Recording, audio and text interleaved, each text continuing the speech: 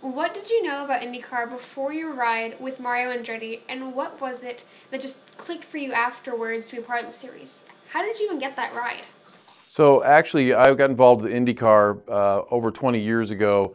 I worked for a company called Stewart and Stevenson, and we were involved with Roger Penske in Detroit Diesel. And so I went to Laguna Seca with 2 busloads of customers every year, watching Paul Tracy and the Penske team. So I always liked IndyCar, thought it was cool. We got involved with one of our customers who was sponsoring at that time Colton Herta, and got involved with the team then and met George Steinbrenner and the whole group. So the first race I went to was actually Pocono, and they set me up in an IndyCar ride. Well, they held me back in line. There was 4 two-seaters going to make sure I got in the car with Mario Andretti. And so that was my first chances to obviously meet Mario, be in the car.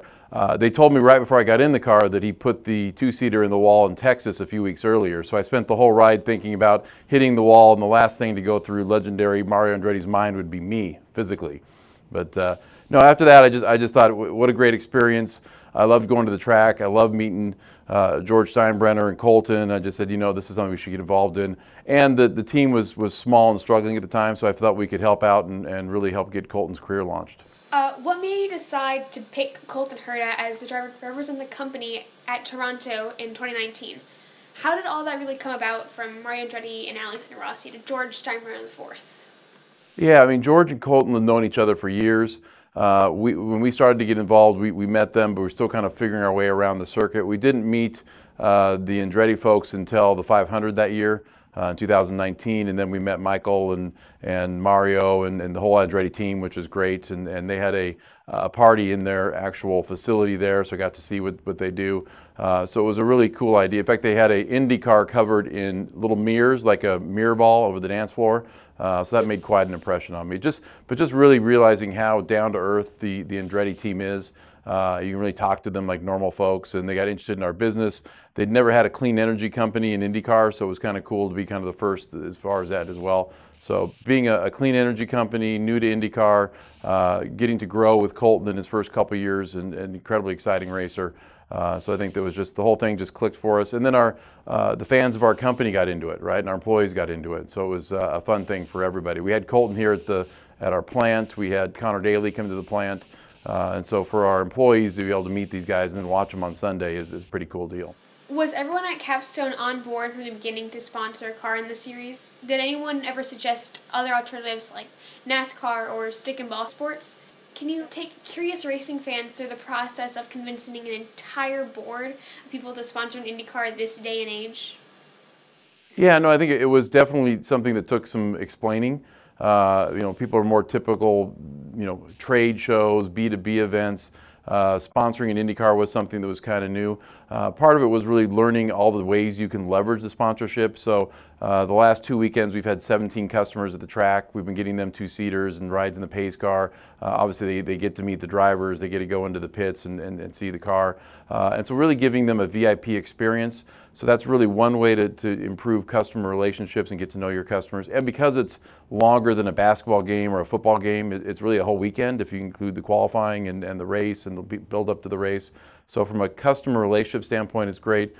We really like it from a digital marketing standpoint. We can do a lot with, you know, clips of the car, which are cool. And you can sponsor a baseball team and you're not having your brand on their jersey, right? And so to be able to have the car be sponsored with your name and have the driver wearing the fire suit, we think it's kind of a unique experience.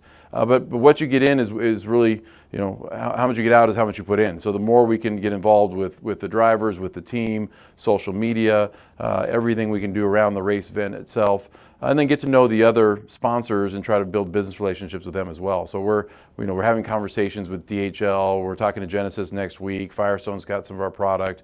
So if we can get to know the other people involved in racing, that's also great. I've never been to the suites at the Indy 500, but I can only imagine the atmosphere, what it must be like. While having fans back this year will be amazing, how important will it be to have the hospitality back at the race, where networking with companies and clients is crucial to future business, even though we have yet to see the Capstone livery on a race day? Yeah, no, I think that's really important. I think the suites of the 500 are the best of any track, obviously, you can imagine, and just let me know when you're there. I'll sneak you in. But no, it's a great way to see a race, and you can go up top and see it as well. But I also like to walk around the track. But the biggest thing is, yeah, when everybody's in that suite, it doesn't matter if you're a CEO of a $35 billion company or a $300 million company. You're all race fans. A lot of people have their family with them. That's another nice thing I like about racing is it's a good family-oriented sport. You're not afraid to bring your kids to the track. As you know, you've grown up at the track. So I think that helps. And when you meet somebody with their family, it's a lot easier to have a conversation and get to know them. Long Beach, a circuit to attend on my bucket list, is back on the schedule as a series finale. Is that going to be just as important since Capstone is based out of Southern California? Absolutely. So the California races, even Portland's very important to us.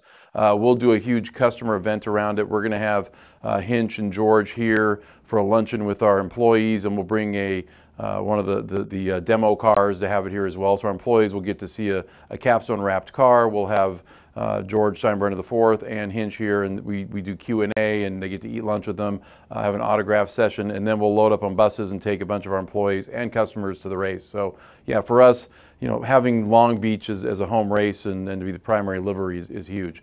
Portland is also the primary race for us.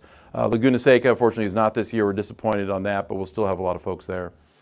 Yeah, that sounds like really fun, though. That sounds incredible. Colton always ran his King Taco livery there.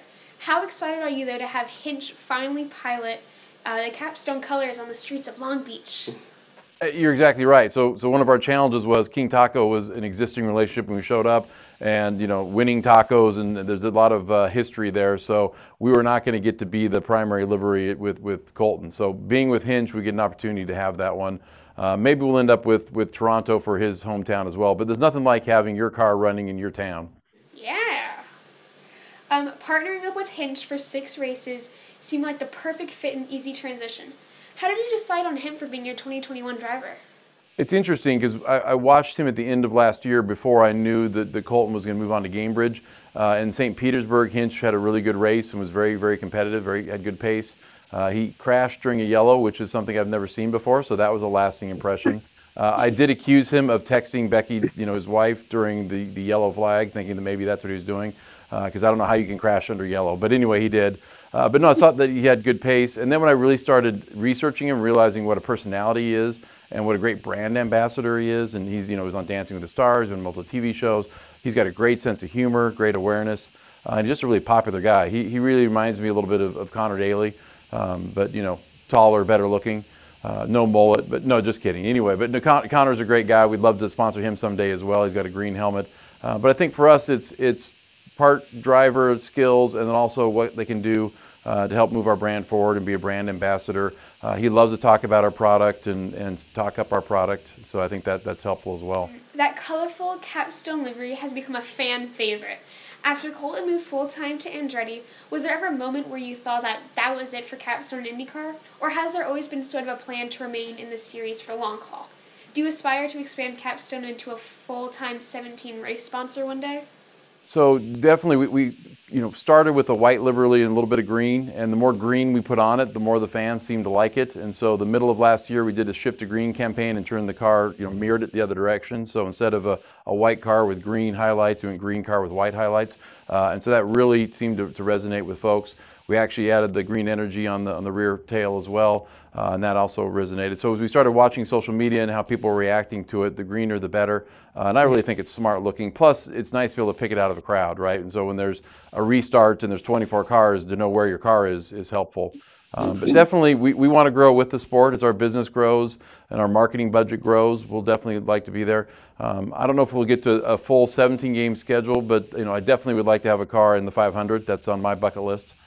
So that's probably the next step, is to do 6 races, and the 500 would probably be a natural step going forward. 17 races and the 500 it's a big commitment. Yeah. So I've been campaigning to Hinch IndyCar and anyone who is interested to listen for 2 years for an IndyCar Funko. It's a goal of mine to get the first IndyCar Funkos made to sell at races, retail stores, or even Toronto Motorsports. Mario Andretti has one, but it's technically listed as a Firestone product, not IndyCar. Surely Funko's based around the series that calls the world's biggest single-day sporting event is just as important to pop culture as any other products they produce. What are the odds of getting Capstone to reach out to Funko and somehow convince them to conjure up a Hinch Capstone Green Energy figure in time for Long Beach or even St. Pete next year? That's a great idea, and I've got a room full of people here that make amazing things happen. So I'm going to tell them to get on that and see if we can make it happen. I think that'd be very cool. Yeah, DM Funko, get that in there. Awesome. Well, thank you for taking time to chat with me today. It's been extremely enlightening, and hopefully we'll be able to say hello in person finally at the Indy 500. Absolutely. Look forward to seeing you on track soon.